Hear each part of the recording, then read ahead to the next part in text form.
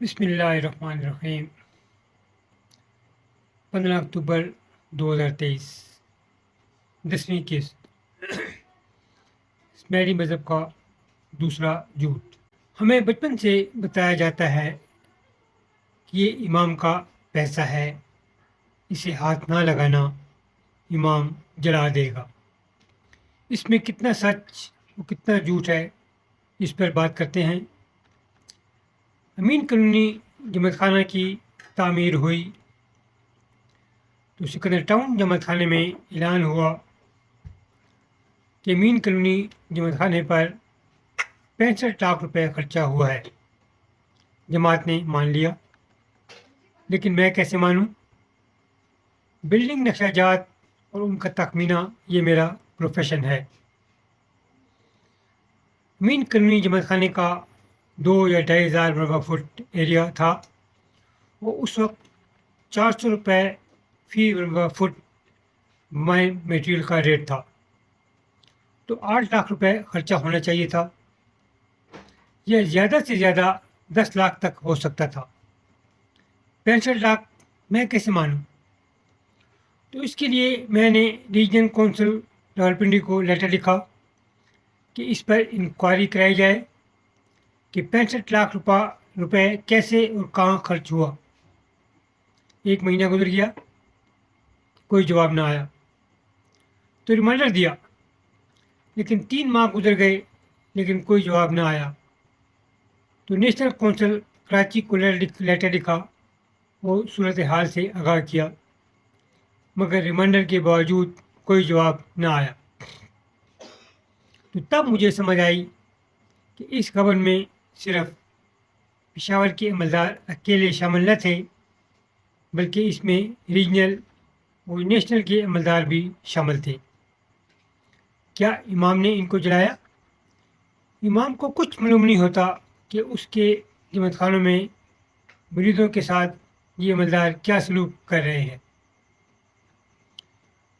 Council امام کو سب ٹھیک ہے کی رپورٹ دے دیتی ہے اور امام کو سچ جھوٹ کا کچھ پتہ نہیں چلتا۔ آپ جماعت جانتی ہیں کہ پاکستان میں ہر جماعت خانے سے جتنا پیسہ اکٹھا ہوتا ہے وہ نیشنل کونسل کراچی خوجہ کو بھیج دیا جاتا ہے۔ خوجہ کے بارے میں بچپن سے سنتے آئے ہیں کہ خوجہ اٹھا بوجھا۔ اب یہ خوجہ بڑے بڑے محلوں میں رہتے ہیں، آگے پیچھے ان کی گاڑیاں ہیں، یہ پیسہ کہاں سے آیا؟ یہ آپ جماعتوں کا پیسہ ہے۔ یہ آپ جماعتیں خوجہ کے پابند ہیں۔ امام کے فرشتوں کو بھی معلوم نہیں ہوتا کہ جماعتوں میں کیا ہو رہا ہے۔ آج دعائیں امام سے مانگتے ہیں، امام کوئی دعا نہ سن سکتا ہے، وہ قبول کرنے کا تو سوال ہی پیدا نہیں ہوتا۔ لیکن جماعتی لیول پر مکھی کامریہ پریزیڈنٹ یا کوئی بھی سیٹ حاصل کرنے کے لیے خوجہ سے تعلق ہونا ضروری ہے۔ آپ کو سیٹ بھی ملے گی اور ٹائٹل بھی۔ پشاور میں مبارک علی اس کی زندہ مثال موجود ہے۔ اس کے علاوہ اور کئی واقعات جو آپ کی نظروں کے سامنے سالوں سے ہوتے آئے ہیں، مگر آپ مرید اس پر غور نہیں کرتے۔ میں ایجوکیشن بورڈ میں سیکرٹری تھا۔ ریجنل ایجوکیشن بورڈ سے ہر سال لوکل بورڈ پشاور کو 5,000 روپے ایجوکیشن اسسٹنٹ کے طور پر ہمیں بھیجے جاتے تھے۔ ہم 5,000 روپے بچوں کی تعداد پر تقسیم کر کے بچوں کو دیتے تھے، جو کہ 400 یا 500 روپے فی بچہ بنتا تھا، جو کہ برائے انعام تھا۔ اسی دوران مجھے معلوم ہوا کہ راولپنڈی میں آغا خان اسکول میں ایک ٹیچر کی تنخواہ 12,000 روپے ماہر ہے۔ وہ مزید کتنی ٹیچر ہوں گی اور اس کے علاوہ اسکول کے مزید کتنے خرچے ہوں گے، جبکہ پورے پشاور کے بچوں کے لیے صرف 5,000 روپے دیے جاتے تھے۔ تو میں نے ریجنل کونسل کے سیکرٹری شراز کو فون کیا کہ آپ لوکل بورڈ پشاور کو جو ہر سال 5,000 روپے ایجوکیشن اسسٹنٹ کے طور پر دیتے ہیں، اسے بند کر دیں اور ہمیں بھی پشاور میں خان لیول کا ایک اسکول بنا دیں۔ تو اس نے کہا کہ یہ اختیار ہمارے پاس نہیں ہے۔ نیشنل ایجوکیشن بورڈ کا چیئرمین گلگت جانے کے لیے آ رہا ہے، وہ ایک دن فلائٹ تبدیل کرنے کے لیے راولپنڈی میں رکے گا، میں آپ کو فون کر دوں گا، آپ آ کر خود اس سے بات کریں۔ مختصر یہ چیئرمین اور ممبران راولپنڈی گئے اور نیشنل ایجوکیشن بورڈ کے چیئرمین سے بات کی تو اس نے صاف انکار کر دیا کہ یہ نہیں ہو سکتا۔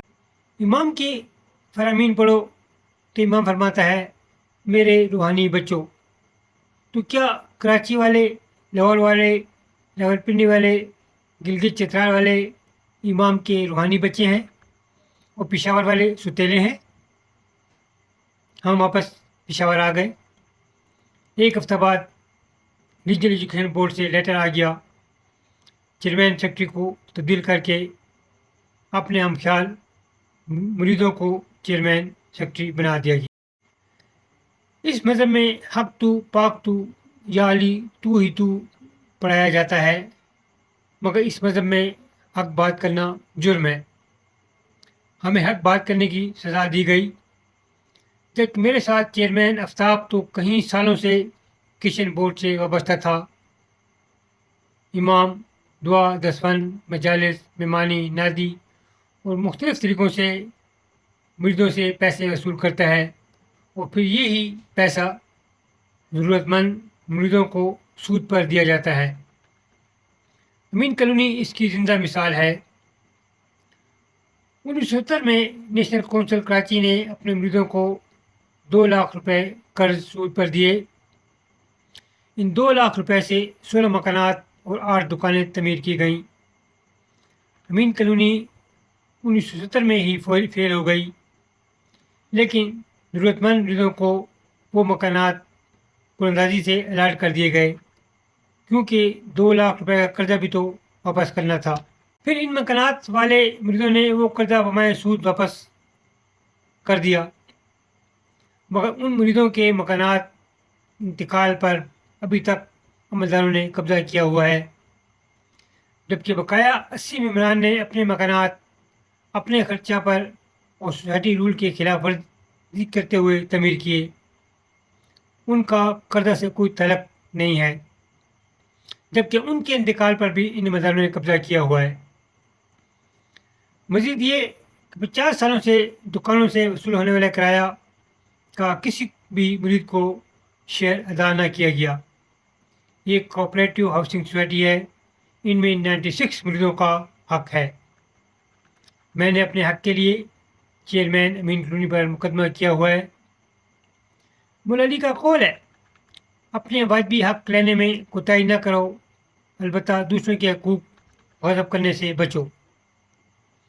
جبکہ ان عملداروں نے اپنے مریدوں کے حقوقوں پر 50 سالوں سے قبضہ کیا ہوا ہے اور پھر یہ دعویٰ کرتے ہیں کہ ہم مولا علی کے ماننے والے ہیں، اور امام کو کچھ معلوم نہیں ہوتا۔ اگر امام کے پاس کوئی غیب کا علم ہوتا تو اسے معلوم ہوتا کہ جب یہ اسلامی مذہب کا سب سے بڑا جھوٹ ہے۔ فوکس میں کیا ہوا؟ افغان مہاجرین کے لیے لاکھوں روپے آئے، آدھے بھی ان کو نہ مل سکے۔ تقسیم کرنے والوں میں ان کی کمیشن بھی شامل تھی۔ کون نہیں جانتا؟ سب جانتے ہیں، لیکن موت بھولے ہوئے ہیں، کوئی حق بات نہیں کرتا۔ عملداروں نے ٹھیکیداری شروع کر دی۔ ایک عملدار کہتا یہ میرا ٹھیکہ ہے، دوسرا کہتا نہیں یہ میرا ٹھیکہ ہے۔ اس کے علاوہ 50 سالوں میں کئی واقعات آپ کے سامنے آئے ہیں کہ امام کو کچھ نہیں معلوم ہوتا کہ جماعتوں میں کیا ہو رہا ہے۔ آپ مرید امام کے نہیں بلکہ خواجہ کے پابند ہیں۔ سوچو اس پر، اپنے لیے، اپنے آنے والی نسلوں کے لیے، موت سے پہلے اپنا راستہ درست کر لو۔